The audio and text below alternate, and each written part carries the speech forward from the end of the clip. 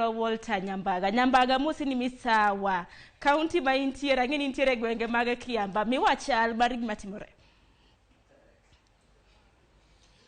Sharon Ejahawi godhiambo makawuono nikech chal kagima kodong' deka 43 kake wacho no endo to ibiro bedo gi ng'eyo ni kare bul pek ka ji dok to kata mana liel dong' ne wuon go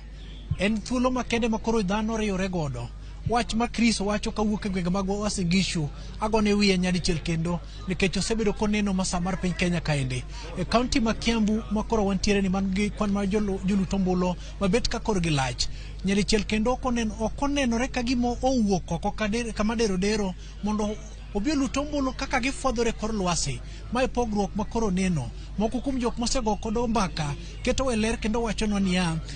yiero motelo 2017 ne nitiere kaka jodito manochung' kalaro komten piny Kenya notiyo kod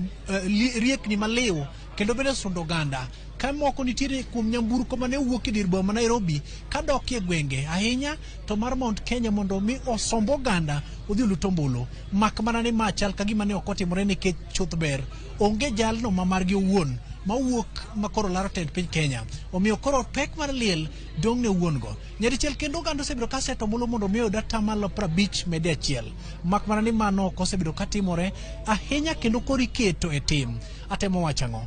dhano osebedo kaneno ka yuore rombe mag siasa mopogore opogore kwan mag jok mochopo mondo miyo luto ombulu nyalo bedo marach manyalo bedo galot moro moko seche moko mit ne ng'ato ma en Kiamba kar chung' od bura achiel kuom kar chung' ute 12 mayudre kaunti ma Kiambu pogruok mantiere ka en gi kwan mag joluto ombulu manyalo romo 124,628 mak mana ni ka oting'o kwan mag joluto ombulu kwan mag kuonde mag luto ombulu 12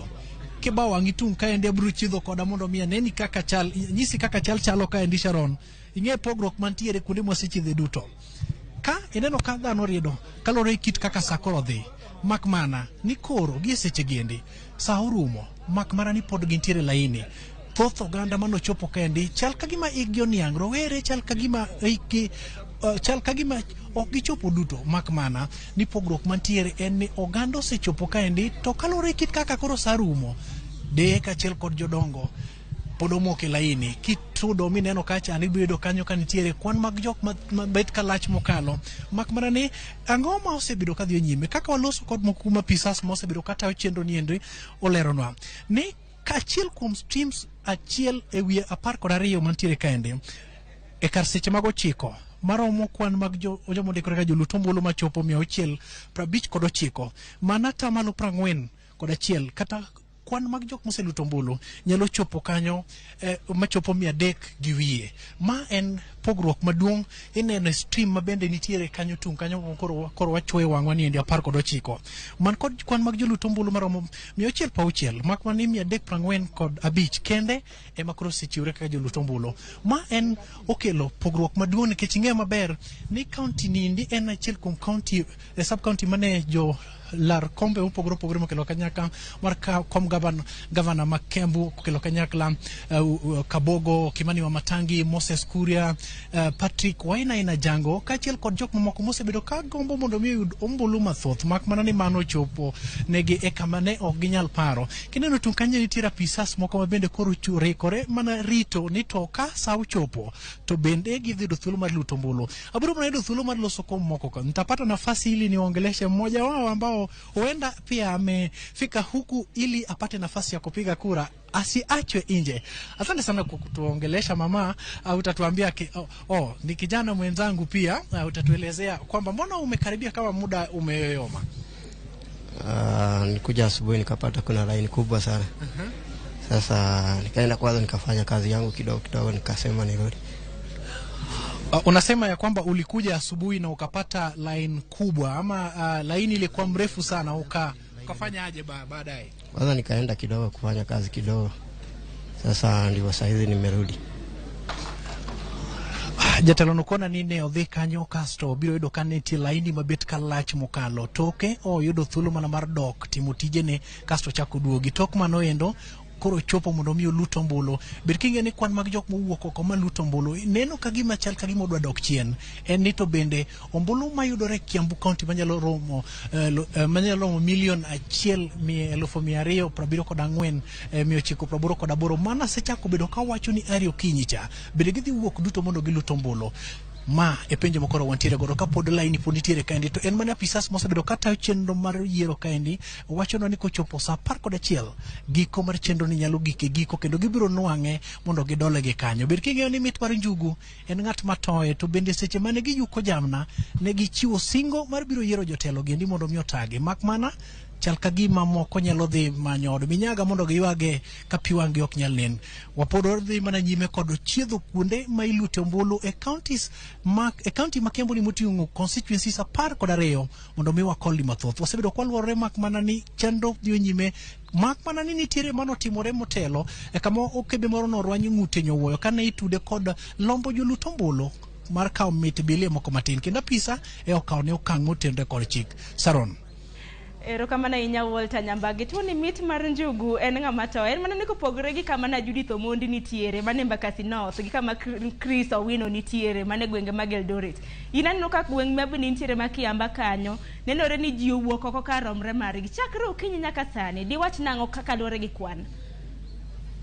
bendo sebedo ka medore kata na chako wacho ni motelo ni bul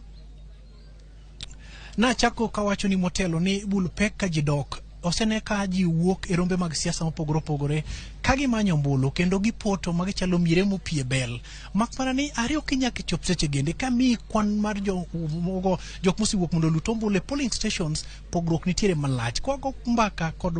jok matayo chenro mag lut ombulu giendi gitemo wachonwa ni akwanda tamalo mag jok mosebedo ka dhi nyime ka chopo ka e seche mag sochiko ne nitiere kanyo jomo ndikore ka joluto ombulu 660 kanyo endo to mak mana 345 nikech bi ng'ama wiyo timo jere nyalo go kwano mapiyo mondo ni to kare kwan mag ji adi modong' mondo mi akoni adiri mantiere ni seche moko nitiere kako jende mosebedo kabiro kaka achiel kod jodongo moko bende okoselewo apenjo kebe ni endi penja achiel kendo tang'o miyo biro modeko kwan mane mantiere go. Utaanza na jina lako na unieleze mbona umekaribia kama umechelewa juu tumebakisha dakika kidogo tukatishe shughuli. Jina ni Eugene Kimani. Nimechelewa kwa sababu sikuwa nataka kupata line huku. Ni hilo tu kwa sasa, kuna jambo lingine lenye imekufanya ukafika kama umechelewa? Ni line tu sikuwa nataka kupata. Sawa, kando yangu kuna mwanadada mmoja mrembo, nitamuuliza swali moja tu kwa sababu yeye pia amepata nafasi zile za mwisho. Utuelezee mbona umekaribia kama umechelewa na kuna tofauti gani ukilinganisha na uchaguzi uliopita? Okay, mimi naitwa Grace. Tumekuja late because of the line, ndio tusipate line, and still tunaishi mbali na hatuku change polling station, so we had to come all the way. Pengine kuna mmoja ambayo huenda akona zile hajaamua kukuja na umebaki dakika kidogo sana, utamwambia nini? Aje, line ni very short. Huyu asha vote na yake ni E. Ni vimi tu anape company, but the line is okay. It's doable now. Asante. Yeah. Sharon, kopo nene koth chwe to chieng' rieny to do wacho ndio konyole yaura mak mana ni mano ok timre. Podo kwa ng'eyo gimomiyo oganda ok owuok karom gimondo miyo lut ombulu. Gi sechege aduoki nyaka e studio mondo dhi nyime kod chenro mane oganda osebedo ka rito nyaka ne piny ru kawuono kendo koro chieng' donje od wang'e. Olich, ober, mane gima en. Ponono pok otimore to kare Ramogi TV pok olande. Nyambagani no kasa odong' mana dakika 30 kende beda kicha mar mondo mi ine kaka weche biro bedo ka dhi kanyo mane ka Road Bura ma Kiamba. Nyakoro mga jwang' mana Walter Nyambaga kentiere